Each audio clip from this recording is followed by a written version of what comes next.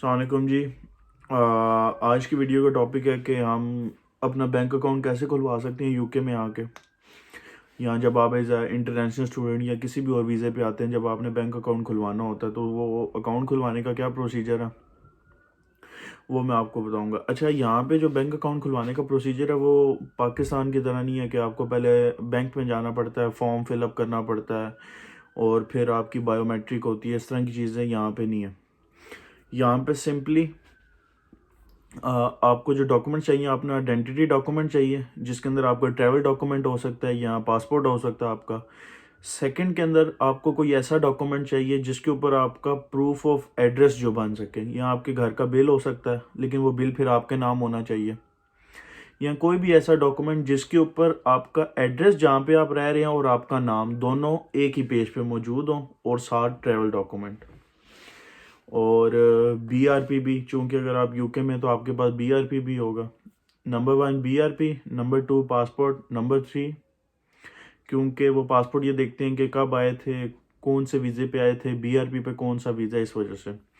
और number 3 is कोई भी ऐसा डॉक्यूमेंट जिसके ऊपर आपका एड्रेस हो और आपका नाम हो। तो बहुत से स्टूडेंट्स कहते हैं कि उनके पास तो चूंकि वो रेंट पे रह रहे होते हैं और जो बिल आते हैं रेंट के अंदर वो तो उनके नाम पे नहीं हो सकते, तो वो क्या दिखाएं। उनके लिए चलता है, स्टूडेंट को एक लेटर देती है यूनिवर्सिटी लेटर जिसे कहते हैं।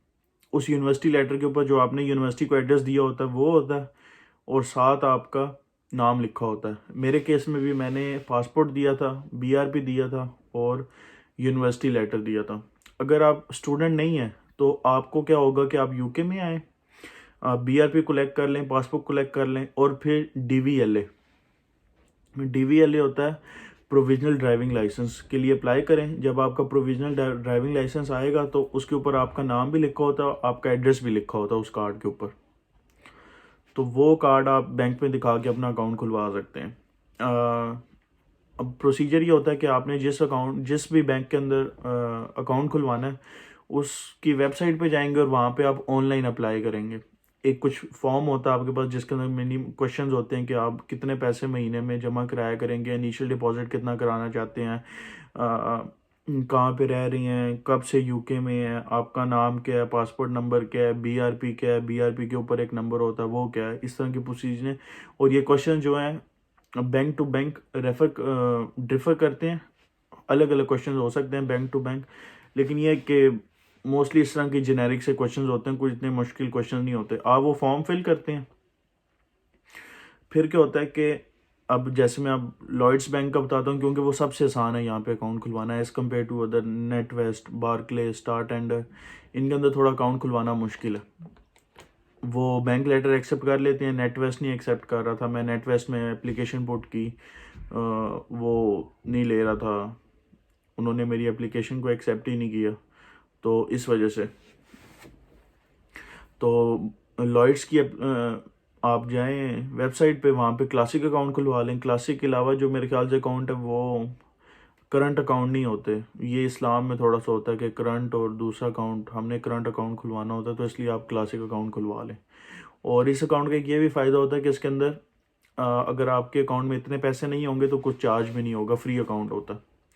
आप क्लासिक अकाउंट खुलवा लें। क्लासिक अकाउंट के लिए आप एप्लीकेशन पुट करेंगे तो आपको थोड़ी देर के बाद या एक दो दिनों के अंदर आपके नंबर पे और आपके ईमेल के ऊपर अकाउंट नंबर और स्विस कोड आ जाएगा, और आपने विद इन 14 डेज़ किसी भी लॉयड्स की ब्रांच में जाके अपने डॉक्यूमेंट्स जाके वेरीफाई कराने होते हैं और आपका अकाउंट इसी वक्त खुल जाता है। ये सिंपल सा प्रोसीजर है। लॉयड्स अकाउंट का जो लिंक है मैं डिस्क्रिप्शन में डाल दूंगा। उसके अलावा बाकी भी जितने बैंक्स हैं मैं उनके भी लिंक्स डाल दूंगा डिस्क्रिप्शन के अंदर यूके में। लेकिन स्टिल अगर आप स्टूडेंट हैं या पहली बार यूके में अकाउंट खुलवा रहे हैं तो मैं यही रिकमेंड करता हूँ कि आप लॉयड्स का अकाउंट खुलवाएं। आप भी सर्च कर सकते हैं www.lloyds.co.uk होगा या .com होगा, लेकिन मैं लिंक नीचे अटैच कर दूंगा वेबसाइट का।